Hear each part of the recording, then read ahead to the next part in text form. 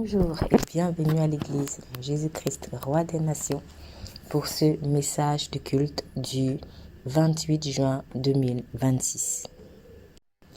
Nous poursuivons aujourd'hui et probablement nous terminons. Probablement, mais je ne vous garantis pas que ce sera le cas. Mais nous poursuivons aujourd'hui avec la guérison par la sanctification. Nous avons vu la semaine précédente la maladie et la jalousie. Et aujourd'hui, nous verrons la maladie et le mépris du repas du Seigneur Jésus-Christ. La maladie et le mépris du repas du Seigneur Jésus-Christ. Alors, avant d'entrer dans le vif du sujet, j'aimerais un temps soit peu revenir très rapidement sur un élément dont maladie et jalousie que j'aurais aimé aborder la semaine passée mais que j'ai pas pu aborder. Donc, je vais profiter pour le faire aujourd'hui. Nous avons vu dans Nombre 12, 3 et 7 le témoignage que Dieu avait donné à Moïse qui était critiqué par ses frères et sœurs, Aaron et Myriam ou Marie, selon vos versions. Donc, dans Nombre 3, il est dit « Moïse était un homme fort patient, plus qu'aucun homme sur la face de la terre. » Et dans le verset 7, « Il est fidèle dans toute ma maison. » C'est Dieu qui parle. Donc, pendant que Moïse, lui, était en train d'être comméré, on va dire ça comme ça, par Myriam et Aaron, Dieu, voici le témoignage qu'il donne de lui, homme patient ou humble selon les versions, homme fidèle. Donc, et Dieu avait précisé à Moïse et Aaron que lorsqu'ils se révèlent à Aaron et Myriam, que lorsqu'ils se révèlent à un prophète, très souvent c'est dans les songes, des visions, mais il n'en était pas ainsi pour Moïse, à qui il parlait face à face et qui voyait une représentation de Dieu. Et c'est après donc qu'il dit, il est fidèle dans toute ma maison. La relation donc avec Dieu, sa relation avec Dieu était particulière dans la manière dont ils communiquaient ensemble. Donc Dieu lui parlait directement, bouche à bouche. Dieu se révélait à lui sans énigme et non dans une vision ou un songe comme ce fut le cas habituellement pour les autres prophètes. Vous le voyez dans Nombre 12, versets 6 à 8, comme on vient de le dire. Cela montre aussi que Dieu se révèle davantage à ceux qui lui sont fidèles dans toute sa maison. Ces personnes ont la capacité de mieux l'entendre ou de mieux le voir si vous voulez. Il y a avec la personne qui est fidèle dans toute la maison de Dieu une meilleure communication entre le Saint-Esprit et lui ou eux. Autrement dit, la fidélité dans toute la maison de Dieu a pour récompense une profonde communion avec le Saint-Esprit de Dieu, une meilleure communication entre lui et toi. Et dans ces conditions, comment peut-on critiquer une personne qui le vit? Donc, Myriam avait vraiment été animée d'une jalousie parce que de toute manière, je pense qu'elle le voyait. Elle le voyait, mais quand on est aveuglé par la jalousie, tout ce qui est blanc devient noir. Voilà, ce qui est jaune devient gris. Et il est écrit pourtant, un cœur paisible est la vie du corps, tandis que l'envie est la carie des os. Ça, c'est Proverbe 14, verset 30 qui le dit. Et la version Parole de vie dit, un esprit paisible donne la santé, mais la jalousie ronge le corps. Vous voyez donc, comme le thème ici était maladie et jalousie, même si peut-être vous douteriez que Myriam était animée ici par la jalousie, sachez en tout cas que dans la parole de Dieu, il est dit clairement qu'un esprit paisible donne la santé, mais la jalousie ronge le corps. Un cœur paisible est la vie du corps, tandis que l'envie est la carie des os. Donc, je ne sais pas si vous avez déjà eu une carie dentaire. Ça fait très mal. Ça fait très mal. Et l'os, c'est l'une des parties du corps les plus solides. Malheureusement, la solidité de la dent est amenuisée par la carie. Donc, la jalousie a malheureusement une grande puissance destructrice de choses même très solides. Donc, une amitié de 20 ans, une loyauté de 20 ans peut tomber à terre à cause de la jalousie. Voilà. La jalousie peut faire tomber une grande personne. C'est-à-dire, quand je dis une grande personne, c'est-à-dire une personne grande devant Dieu. Myriam, c'était pas n'importe qui. Myriam, c'était une prophétesse. Elle était probablement aussi chantre de l'Éternel. Et voilà comment un zèle amer, comme la jalousie, vient ronger ses os en fait. Faisons très attention à cela. La jalousie donne des maladies. Ça peut donner des maladies. En revanche, un esprit paisible donne la santé. Donc, quand vous êtes en paix avec vous-même et avec les autres, ça favorise la santé. Mais quand vous vous mettez à envier la vie des autres, vous vous exposez aux maladies. J'insiste, ça ne veut pas dire que toute maladie vient de la jalousie. Mais notre thème ici, c'était le lien entre maladie et jalousie parce que la maladie peut entrer dans la vie d'une personne par plusieurs portes.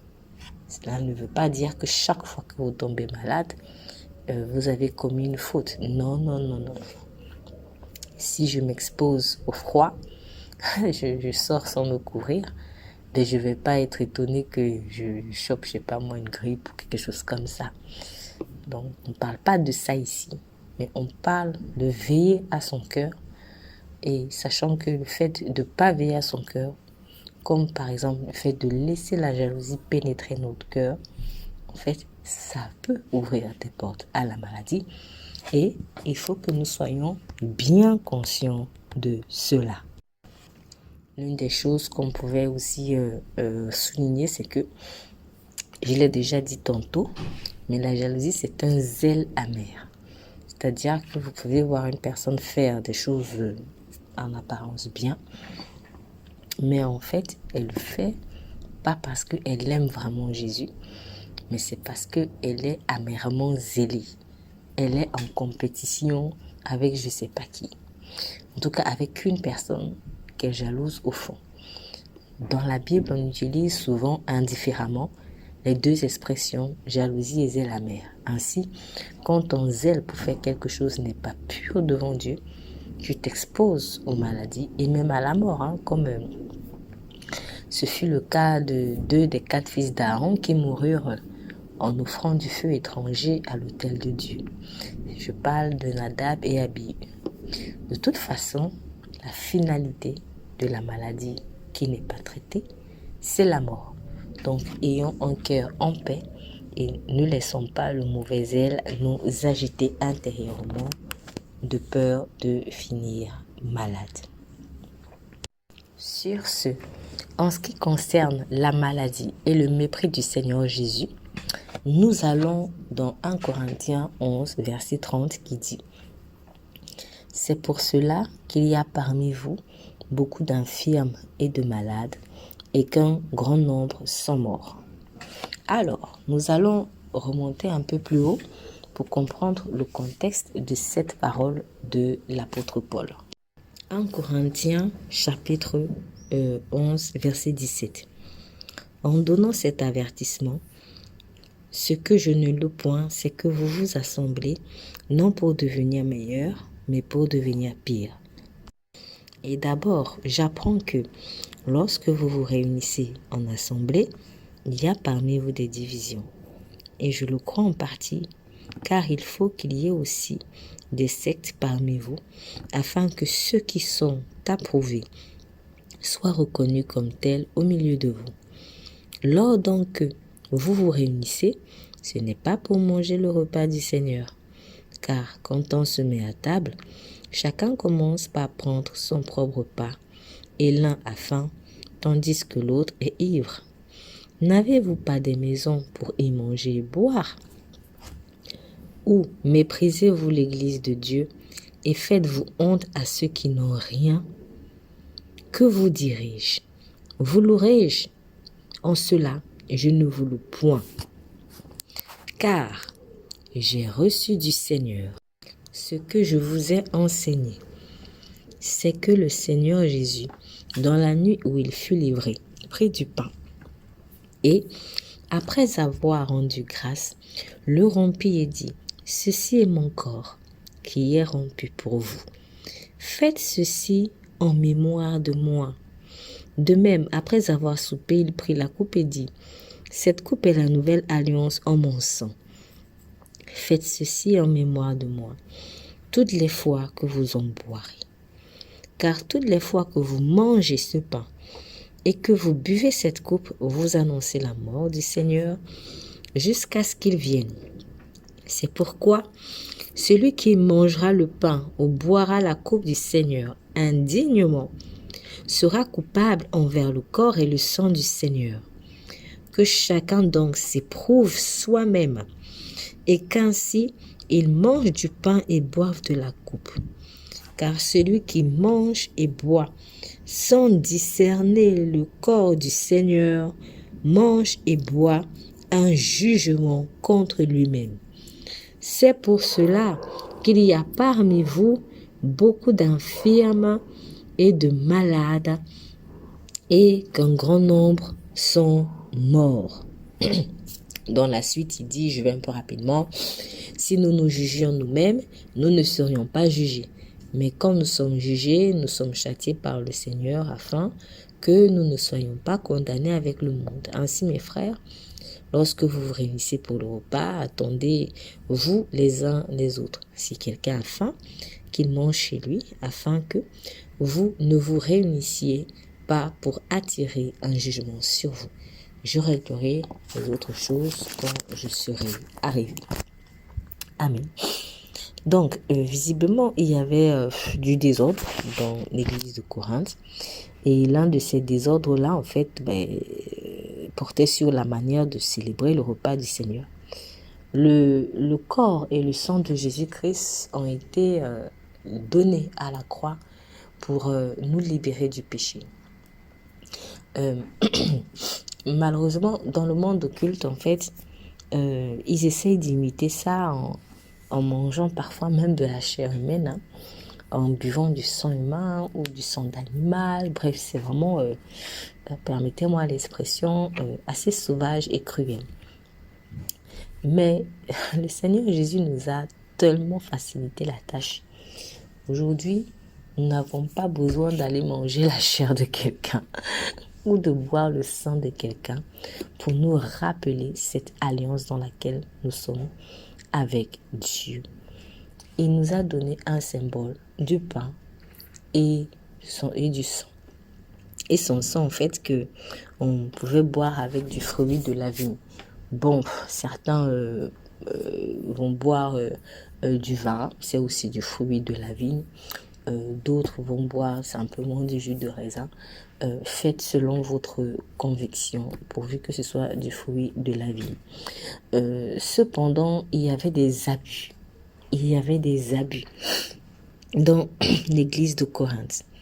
Donc, déjà, il y avait des divisions dans l'église. Et vous ne pouvez pas prendre le repas du Seigneur Jésus-Christ en étant divisés les uns des autres. Donc, ça veut dire qu'il y avait des conflits, des querelles. Et pourtant, le corps de Christ n'est pas divisé. Donc, dans les cœurs, il y avait déjà un problème. Il y avait déjà un problème, les divisions. Autre chose, En fait, certains ne venaient pas pour manger le repas du Seigneur. Parce qu'il dit au verset 20, lors donc que vous vous réunissez, ce n'est pas pour manger le repas du Seigneur, car quand on se met à table, chacun commence par prendre son propre repas, l'un a faim, tandis que l'autre est ivre. Donc, il y avait des personnes, en fait, quand elles se réunissaient, c'était vraiment, je sais pas, comme des petits enfants. Ah, moi j'ai faim, moi j'ai faim. Et un autre était déjà ivre, en fait. Un autre était déjà ivre. Bon, et puis il dit, n'avez-vous pas des maisons pour y manger et boire, ou méprisez-vous l'église de Dieu et faites-vous honte à ceux qui n'ont rien? Que vous dirai-je, vous louerai-je? En cela, je ne vous loue point. Et c'est à ce moment qu'il rappelle le sens de l'alliance de Christ au travers de son corps et de son sang. Donc, tantôt on appelle aussi la Sainte Seine. Il dit, j'ai reçu du Seigneur ce que je vous ai enseigné, c'est que le Seigneur Jésus, dans la nuit où il fut livré, il prit du pain. Donc, le Seigneur a pris du pain.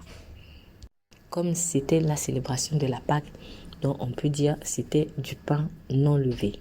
Mais bon, faites aussi comme vous pouvez. Hein. Quoi qu'il en soit, il prit du pain et il a rendu grâce à Dieu. Et il le rompit et il a dit, ceci est mon corps qui est rompu pour vous. Faites ceci en mémoire de moi. Ceci est mon corps qui est rompu pour vous. Faites ceci en mémoire de moi. En fait, ça veut dire que quand tu veux prendre le repas du Seigneur, souviens-toi que c'est sa chair que tu manges. C'est sa chair que tu manges. Et pourquoi en fait Dieu veut que tu manges la chair du Fils de l'homme, Fils de Dieu, afin que sa chair devienne tienne. Parce que ta chair à toi a été souillée par le péché. Donc maintenant, il faut que tu prennes la chair sainte de Christ Jésus. Et c'est la même chose avec son sang. Ton sang a été souillé par le péché. En buvant donc ce qui symbolise le sang de Jésus, tu es en train de te purifier. C'est un acte très puissant. Je reviens encore une fois de plus. Malheureusement, en fait, les occultistes, ils ont compris ce système.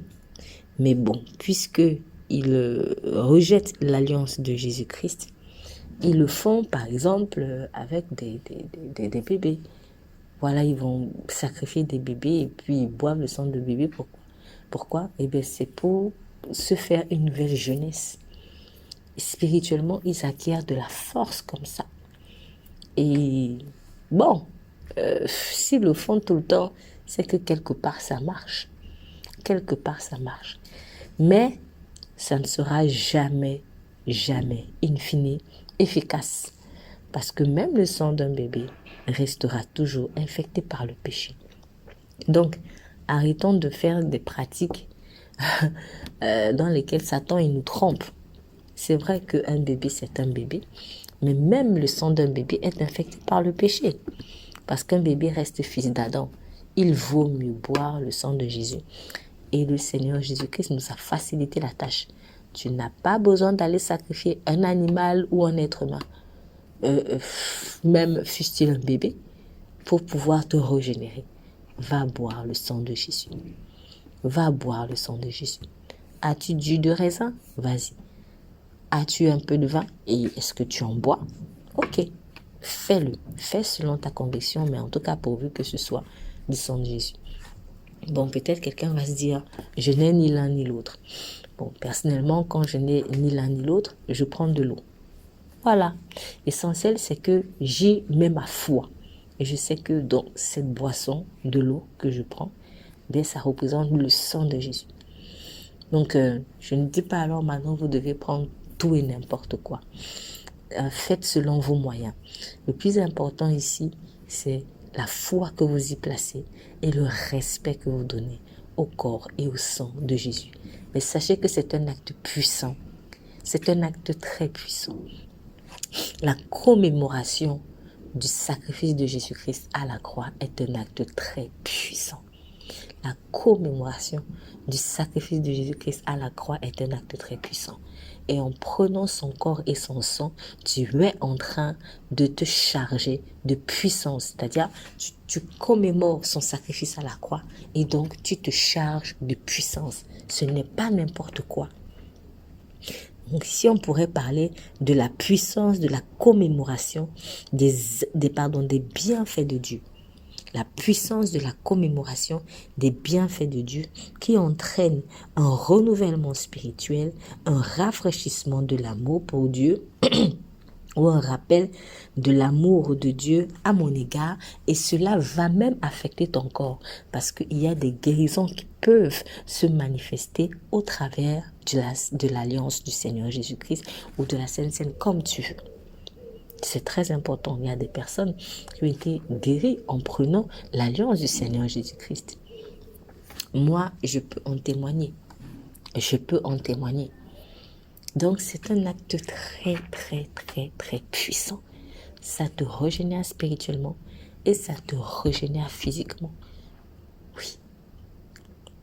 Le souvenir te permet de ne pas oublier la purification de tes péchés. Parce que par le sang et le corps de Jésus-Christ qui ont été donnés à la croix, tu as été purifié de tes péchés. Donc, en commémorant cela, en prenant le corps et le sang de Jésus, ce qui le symbolise, tu es en train de rappeler que tu as été purifié de tes péchés, sachant que l'oubli de la purification de tes péchés peut t'exposer à la rétrogradation ou t'empêcher de développer les fruits de l'Esprit Saint. C'est ça en fait. Quand tu oublies que tu as été purifié de tes péchés, en fait tu t'exposes à la rétrogradation. Et tu t'empêches de développer les fruits du Saint-Esprit. Donc oui, nous avons été purifiés de nos péchés. Ça, nous le voyons dans 2 Pierre, chapitre 1, verset 9. Mais pour comprendre le contexte, je vais lire à partir du verset 3. Comme sa divine puissance nous a donné tout ce qui contribue à la vie et à la piété, au moyen de la connaissance de celui qui nous a appelés par sa propre gloire et par sa vertu, lesquels nous assurent de sa part les plus grandes et les plus précieuses promesses, afin que par elles, vous deveniez participants de la nature divine, en fuyant la corruption qui existe dans le monde par la convoitise. À cause de cela même, faites tous vos efforts pour joindre à votre foi la vertu la science, à la science la tempérance, à la tempérance la patience, à la patience la piété, à la piété l'amour fraternel, à l'amour fraternel la charité. Car si ces choses sont en vous, et ils sont en abondance, elles ne vous laisseront point oisifs ni stériles pour la connaissance de notre Seigneur Jésus-Christ. Mais celui en qui ces choses ne sont point est aveugle et ne voit pas de loin, et il a mis en oubli la purification de ses anciens péchés. Voilà. Il ne voit pas de loin et il a mis en oubli la purification de ses anciens péchés. C'est pourquoi, frères, appliquez-vous d'autant plus à affermir votre vocation et votre élection, car en faisant cela, vous ne brancherez jamais. C'est ainsi, en effet, que l'entrée dans le royaume éternel de notre Seigneur et Sauveur Jésus-Christ vous sera pleinement accordée. Donc, quand tu ne travailles pas à ton salut, on va dire ça comme ça, quand les fruits du Saint-Esprit ne se multiplient pas en toi, en fait, tu verras pas de loin, en fait. Tu verras les choses un peu comme un myope.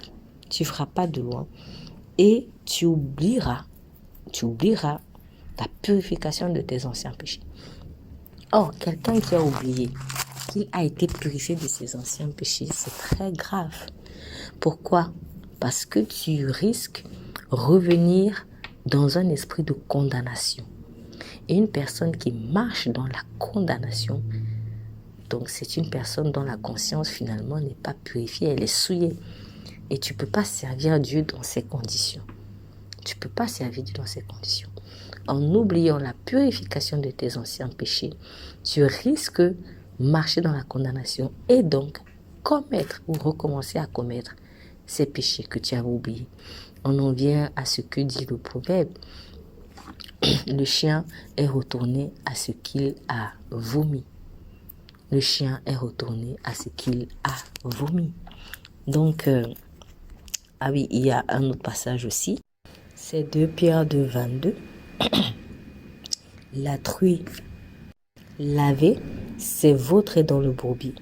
Donc, en fait, c'est Pierre qui dit, il leur est arrivé, en parlant de la rétrogradation, il leur est arrivé ce que dit un proverbe vrai, le chien retourné à ce qu'il avait vomi, et la truie lavée s'est vautrée dans le bourbier. C'est pour cela que c'est dangereux d'oublier, en fait, que nous avons été purifiés par nos péchés. Pardon, nous avons été purifiés de nos péchés par le sang de Jésus-Christ et le corps de Jésus-Christ. Voilà pourquoi c'est très important de rappeler en fait cette alliance-là en prenant le corps et le sang de Jésus. Chaque fois que tu prends le corps et le sang de Jésus, tu rappelles que Jésus-Christ s'est sacrifié pour toi, qu'il t'a purifié de tes péchés, qu'il t'a purifié de toute souillure, qu'il t'a purifié ta conscience qui était souillée. Parce qu'on sert le Seigneur avec une conscience libre. On ne sert pas le Seigneur avec une conscience souillée, dans la condamnation, etc. Mais ce que certaines personnes faisaient dans 1 Corinthiens, bon, dans l'église de Corinthe, si vous voulez, c'est que elles blaguaient. Elle blaguait parce que oui, si le Seigneur Jésus-Christ est venu pour purifier notre conscience qui était souillée par son sang et son corps, il ne faut pas non plus faire comme si ça y est, c'est la cour du roi plutôt. Ah ouais, de toute façon, il y a le corps et le sang de Jésus, donc c'est bon, elle est sauvée, hein, je peux faire maintenant ce que je veux, je peux faire n'importe quoi, allez, je prends le corps comme ça, je mange. Ça, c'est très très grave. Il y a toujours ces deux extrêmes malheureusement. Certaines personnes qui ont peur de prendre la Sainte Seine parce qu'elles se sentent trop sales. Non, au contraire, le sang et le corps de Jésus-Christ vont te purifier. Donc, repens-toi et prends son corps et son sang qui rappellent que tu as été purifié. Mais il y a d'autres aussi, en fait, qui ne mesurent pas la gravité de cet acte-là. C'est-à-dire qui gardent leur péché, qui gardent leur souillure, qui ne s'en repentent pas et qui prennent le corps et le sang du Seigneur Jésus-Christ sans discernement. C'est ça. C'est-à-dire prendre le corps et le sang de Jésus sans discerner. C'est-à-dire que tu n'en mesures pas la valeur. Tu ne peux pas garder sciemment un péché dans ton cœur et aller prendre ce qui symbolise spirituellement la purification de ce péché-là. En fait, tu te moques. Tu te moques de Dieu. Tu te moques de Dieu. Je reprends. Tu ne peux pas garder un péché dans ton cœur. Tu ne peux pas garder une mauvaise attitude et tu le sciemment. Peut-être même tu légitimes ça, tu justifies ça ou tu penses que c'est bon. Et aller prendre le corps et le sang de Jésus qui symbolisent la purification de ce péché-là. Là, tu es en train de t'exposer à un jugement. C'est pour cela qu'il dit que chacun dans ses propres soi-même et qu'ainsi il mange du pain et boive de la coupe, car celui qui mange et boit sans discerner le corps du Seigneur mange et boit un jugement contre lui-même. Pourquoi? Parce que en fait, c'était un jugement qui était tombé sur Jésus.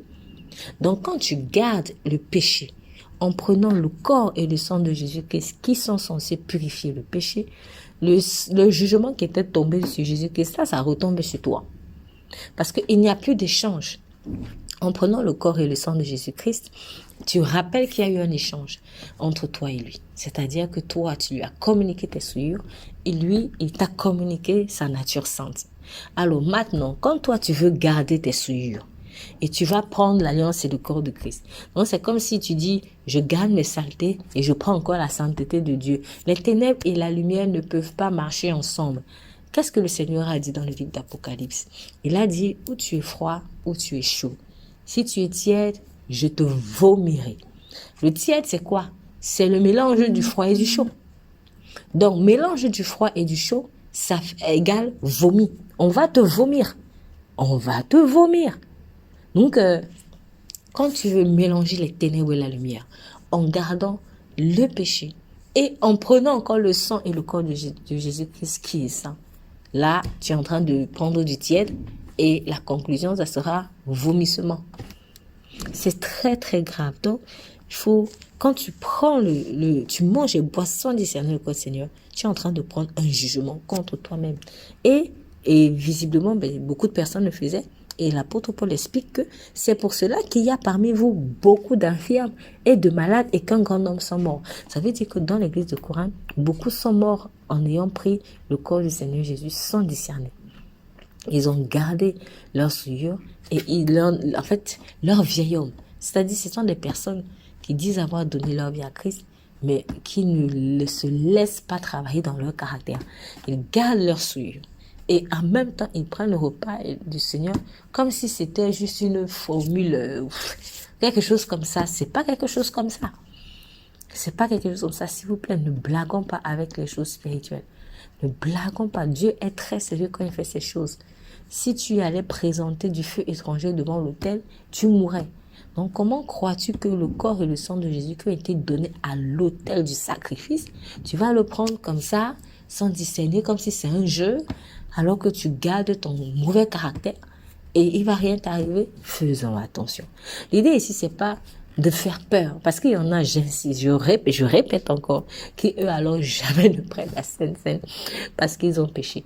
En fait, au contraire, quand tu reconnais que tu as péché, tu te repens et là tu prends la Sainte Seine pour rappeler que Jésus m'a purifié. C'est pas que tu as péché, tu sais que tu as péché et tu restes comme ça. Non, je me prive du sang et du corps. Non, mon cher ami. Non, le sang et le corps de Jésus sont justement là pour te purifier de tes péchés. Donc, quand tu ne prends pas le sang et le corps de Jésus, tu es en train de te condamner aussi toi-même. C'est en train de te priver de la grâce.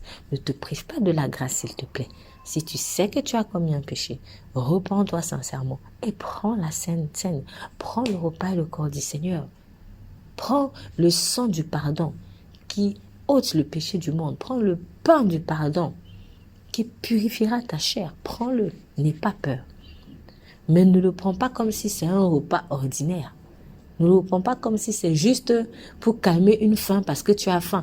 Parce que c'est ce que les Corinthiens faisaient. Oh, on a faim, allez, on va manger le pain, on va boire du vin là-haut. Aïe, attention, attention. Fais très attention. Donc, il y avait des maladies à l'église de Corinthe qui étaient venues parce que certains prenaient le repas du Seigneur sans discerner. Beaucoup étaient devenus infirmes, beaucoup étaient tombés malades et un grand nombre, regardez, un grand nombre. Ça signifie qu'on ne parle pas de 2, 3, 4 personnes. On parle de beaucoup de personnes qui étaient mortes sans avoir parce que elles ont pris le repas du Seigneur sans discerner. Est-ce que aujourd'hui on minimise ça. Mais si ça s'est passé à l'église de Corinthe, ça se passe encore aujourd'hui. On ne va pas faire le lien. Oh, qu'est-ce qu'il arrive à ce frère? Qu'est-ce qu'il arrive à cette soeur? Peut-être que toi, tu le voyais encore comme un frère, comme une soeur. Mais en réalité, la personne mangeait le repas du Seigneur sans discerner. Elle gardait son péché et elle allait pourtant prendre ce qui était sacrifié à l'autel. Faisons attention. Ne nous exposons pas aux maladies, à l'infirmité ou à la mort parce que nous n'avons pas respecté le repas du Seigneur. Ce n'est pas n'importe quoi. Ce n'est pas n'importe quoi. Donc voilà, je récapitule en disant ceci. As-tu commis un péché, cher ami? Ne te prive pas de la grâce de Dieu. Repends-toi sincèrement et prends le repas du Seigneur qui symbolise ici la purification de tes péchés.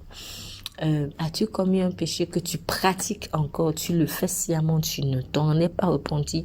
Alors, si tu gardes ce péché-là et tu prends le repas du Seigneur, tu es en train de t'exposer à un jugement contre toi-même. Donc, tout ce qu'on peut faire ici, c'est de t'inviter à renoncer à cette vie, de t'en repentir, tout simplement. Dieu n'est pas un Dieu de condamnation, c'est nous-mêmes qui nous condamnons. C'est nous-mêmes qui allons chercher des problèmes. Sinon, Dieu n'est pas un Dieu de condamnation. J'ai une pensée peut-être pour quelqu'un qui est en train de se dire, mais j'essaie d'arrêter ce péché, je n'y arrive pas. Est-ce qu'en prenant le repas du Seigneur, je me condamne? Écoute, nous sommes dans la grâce, nous ne sommes pas dans la condamnation. Et Dieu voit la sincérité du cœur de chacun. En fait, c'est une question de sincérité. Est-ce que tu es sincère dans ta démarche avec Dieu? Voilà. Et puis, il faut savoir une chose, Dieu va un pas à la fois. C'est-à-dire que aujourd'hui, il va traiter, je sais pas moi, peut-être l'arrogance. Aujourd'hui, il va traiter dans ta vie l'arrogance. Dans un an, il va traiter tel autre péché. Dans un an, il va traiter tel autre péché. Tel autre péché. Donc, on va au fur et à mesure. Donc, il ne faut pas venir là en prenant la Sainte Seine, tu te dis, ouais, il faut absolument que je sois parfaite, que j'ai déjà réglé ci, ça. S'il te plaît, laisse le Saint-Esprit être le maître de ta sanctification. Ne te mets pas une épée de Damoclès sur la tête en te disant, bon, comme ça, là n'est pas encore traité, je ne peux pas. On parle de choses que Dieu a déjà pointées du doigt personnellement dans ta vie et dont tu ne veux pas te séparer. Et ça peut ne pas être un péché peut-être au sens humain du terme. Mais péché ici, c'est quoi? C'est-à-dire, c'est désobéissance. Dieu t'a demandé de faire quelque chose et tu refuses. Tu refuses. Peut-être même que tu te justifies. Là, c'est grave. Quand tu es dans la désobéissance et tu vas prendre la Sainte Seine. Imaginez Saül qui avait refusé de livrer à l'interdit tous les Amalécites et qui allait prendre encore le repas du Seigneur. Imaginez, ça c'est grave ça. Et c'est ce que beaucoup de personnes font. Donc on ne parle pas de quelqu'un qui est en train de lutter avec quelque chose. Dieu est en train de travailler avec toi. Peut-être même qu'en prenant l'alliance du Seigneur, tu es en train en fait, tout cela fait partie du package de sanctification que Dieu est en train d'opérer dans ta vie. Et tu finiras par être libéré. Donc, arrête de te condamner. Prends le repas du Seigneur sans condamnation. Tout ce qu'il ne faut pas faire ici, c'est quand Dieu a déjà pointé du doigt quelque chose. Tu sais que c'est pas bien. Mais tu persistes, tu continues. Peut-être tu parles mal. Imaginons quelqu'un qui parle mal. Toi, il parle mal, il parle mal, il parle mal. Dieu a déjà parlé. Mais la personne s'en fout. Elle s'en fout. Et allègrement, elle vient prendre le repas du Seigneur. Faisons attention. Donc, que l'Esprit de Dieu nous aide à être vigilants, à prendre le repas du Seigneur dans le discernement, pour ne pas prendre des jugements contre nous-mêmes, parce que cela aussi, visiblement, expose à l'infirmité, aux maladies et à la mort. Père, merci pour ta parole. Je te prie pour que tu touches le cœur d'une personne, Seigneur, qui a du mal, qui te résiste, qui prend ton repas sans discerner, qui est dans la gloutonnerie, Seigneur, et qui ne réalise pas que en fait, c'est pas une nourriture comme les autres, mais c'est vraiment ton sacrifice, c'est ton sang. Je prie pour une personne, Seigneur, qui persiste dans la désobéissance, mais qui prend quand même ton repas. Je t'en supplie, Seigneur, ouvre les yeux de cette personne, afin qu'elle réalise que cela est dangereux et que cela peut l'exposer à l'infirmité, à la maladie ou à la mort. Je prie également pour une personne, Seigneur, qui a peur, qui est dans l'autre extrême, qui a peur parce qu'elle ne sait pas, elle pense, Seigneur, qu'elle ne mérite pas de prendre ton repas, alors que, Seigneur, tu es un Dieu de pardon. Je prie, Seigneur, pour que tu encourages cette personne simplement à se repentir et à se réconcilier avec toi en prenant ce qui symbolise ton alliance. Merci, Saint-Esprit, d'apporter ce saint équilibre dans nos vies. Que toute la gloire soit rendue à notre Seigneur Jésus-Christ qui s'est sacrifié pour nous. C'est en son nom que nous prions. Amen. Vous êtes bénis.